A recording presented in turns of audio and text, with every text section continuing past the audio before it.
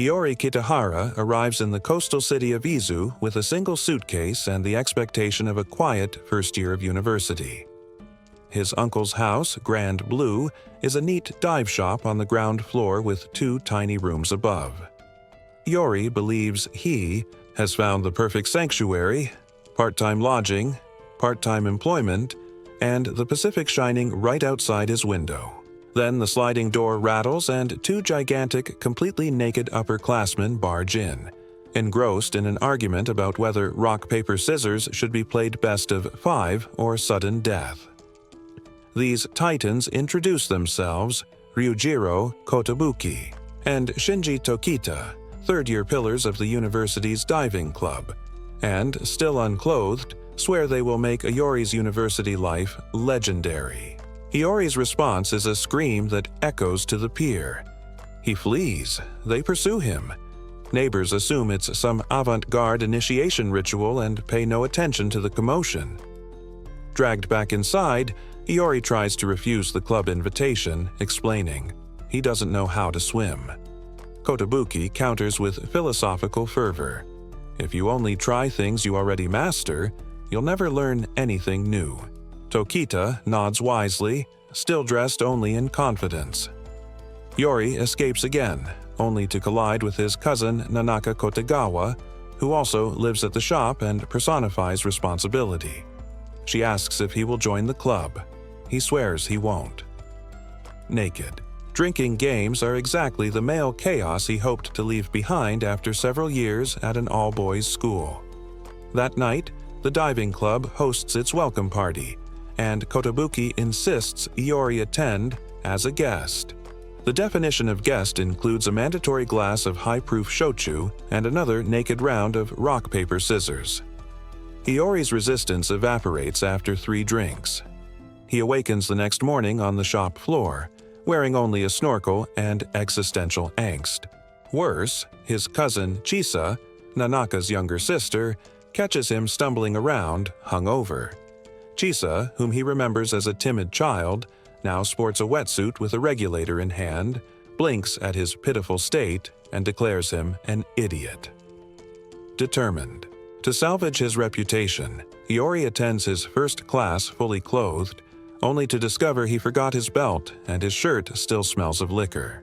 Security mistakes him for an exhibitionist, and he narrowly avoids arrest by bribing a fellow first year, the otaku Kohei Imamura, with a non-existent anime club membership in exchange for spare clothes.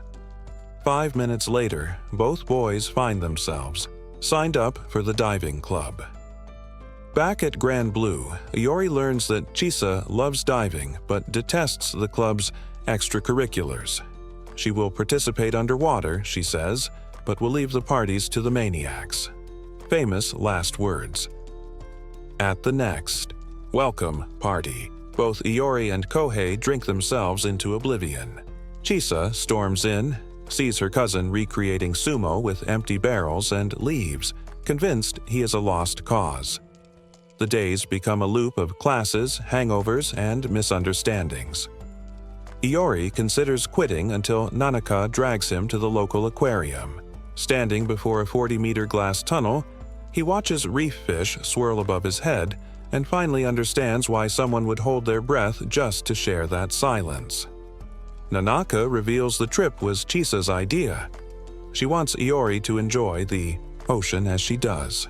He buys a small glass octopus from the gift shop and places it on Chisa's desk as a silent thank you. Financial reality soon trips up the club. Diving equipment costs a fortune. Kotobuki and Tokita decide the university beauty pageant prize money is the answer. Their plan requires one member to participate in the men's beauty contest, another in the campus clown contest, and ideally, Chisa in the women's contest. She's a guaranteed win. Iori and Kohei reluctantly plot to convince her.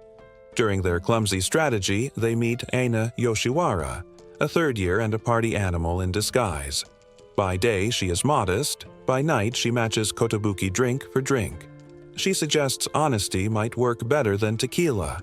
Somehow, the conversation ends with everyone agreeing to participate in all 3 contests, Chisa included, on the condition that the boys fulfill their humiliating slots. Festival day arrives. Kisa takes the stage, serene and elegant, and sweeps the female division. Meanwhile, Kohei, in a sailor uniform, and Iori, in clown makeup, create a sideshow that becomes campus legend. In the chaos, they befriend the overly made-up tennis club girl who had earlier confessed to Kohei. She reveals her team uses her as comic relief. She plots revenge. In the men's contest, she flirts with the arrogant tennis captain Kudo, provoking him into confessing backstage to her. When the wig comes off and Kudo discovers the beauty he was wooing is Iori in drag, the audience's laughter catapults the diving club to legend and provides enough money for half the diving equipment. Kudos. Counterattack is a friendly tennis match. Winner takes all for the rest of the money. Kotobuki and Tokita confidently accept, though neither plays tennis sober. Kudo spikes their sports drinks with liquor. Iori and Kohei substitute. Iori turns out to be an ace, Kohei a liability. Midway through the match, Iori knocks Kohei, unconscious with a serve to force another substitution. Kotobuki and Tokita return, demolish Kudo, and leave the court singing the club anthem in their underwear. With the prize money in hand, they schedule a summer diving trip to Okinawa, but transportation empties the fund, so everyone scrambles for part-time jobs. Iori and Kohei last one night as bartenders before accidentally poisoning the owner with an experimental cocktail. They are fired, but Kotobuki's tips cover the deficit, and soon the team boards a budget flight south. At the hostel, Aina imagines postcard-worthy memories. Instead, she finds Kotobuki and Tokita already naked in the courtyard, drunk on mango, liquor. She herds them to the public beach where surely modesty will limit the nudity. 5 minutes later, Tokita invents a jet ski relay where the loser sleeps on the sand. Kohei falls off immediately. The next morning, everyone but Iori passes the practical exam for diving licenses. His weak point is clearing his mask of water. Chisa offers nighttime tutoring, unaware that Aina and Kohei are eavesdropping and misinterpreting the muffled gurgles as secret romance. A concerned passerby calls the police. When they arrive, Chisa and Aina have disappeared, leaving Iori to explain why he's soaked at midnight, hugging a snorkel. The chill turns into a fever.